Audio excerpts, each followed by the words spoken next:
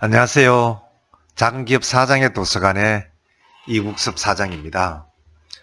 오늘 말씀드릴 주제는 코로나 바이러스입니다. 요즘 중국 우한에서 발생한 코로나 바이러스로 인한 전염병의 영향으로 세상이 시끌시끌합니다. 우한에서의 방송 영상을 보면 과거 여러 문명을 강타한 전염병이 그랬듯이 마치 지구의 종말이 온 듯한 공포를 느끼고 있는 것은 아닌가 싶습니다. 다양한 바이러스 병원체가 사람이나 동물에게 침투해서 증식을 하는 것이 간염이고, 이 간염으로 인한 다양한 증세를 간염증이라고 합니다. 간염증은 전염병과는 조금은 다른 말입니다. 지금과 같은 전염병은 간염된 바이러스가 전염력이 강력하게 작동하여 작은 수의 간염균이 바이러스로도 전파가 되는 것을 말하는 것입니다. 바로 바이러스로 인하여 감염되는 것을 말하는 것입니다. 최근 신종 코로나 바이러스가 연일 매스컴을 장식하고 있습니다. 신종 바이러스의 진원지인 중국 우한은 물론이고 세계 각국에서도 확진자가 잇따라 발생하고 있는 현실입니다. 이에 따라 마스크, 손세정제 등 위생용품이 품귀 현상을 빚고 있고 배급제로 배포되는 나라들도 생겨나고 있는 실정입니다. 물론 이 같은 현상의 이면에는 공포감이 아주 중요한 역할을 하는 것입니다. 신종 코로나 바이러스에 의한 우한 폐렴이 갈수록 확산되면서 중국을 비롯한 세계 경제의 피해 우려도 아주 크고, 중국에 대한 경제 의존도가 높은 우리나라 실상으로는 수출과 수입, 관광을 비롯해서 서비스 산업 등에서 직격탄을 맞을 가능성이 아주 농후합니다.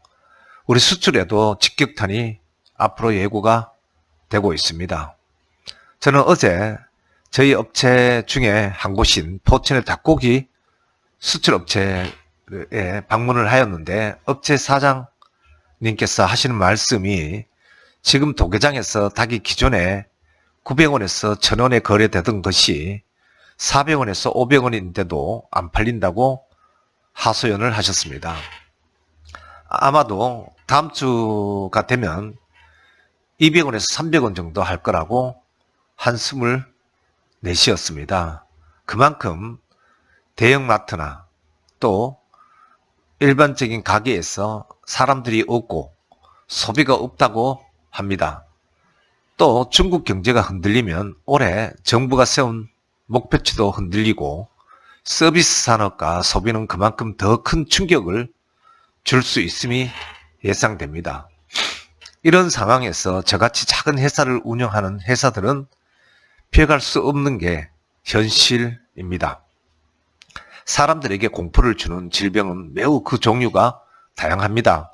그 중에서도 우한의 전염병과 같이 바이러스와 연관된 질병도 있지만 미생물과는 상관없는 질병도 많이 있습니다. 전염병의 정의는 세균, 바이러스 등의 병원체가 이에 감염된 객체로부터 면역이 없거나 약한 객체에게 전파, 침투되어서 증식을 통해 각종 증상이 발현되거나 잠복되는 것을 말하는 것입니다.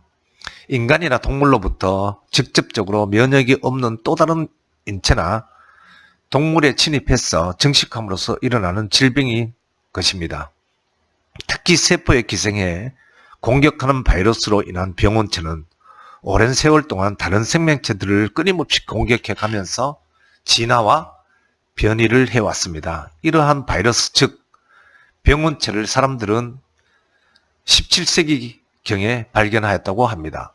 사실 그 이전까지 사람들은 전염병에 대해서는 아무런 대책도 없이 속수무책으로 당해온 것이 사실입니다. 이러한 병원체들은 선사시대 원시인의 유골 분석을 통해서도 심심찮게 찾아볼 수 있습니다.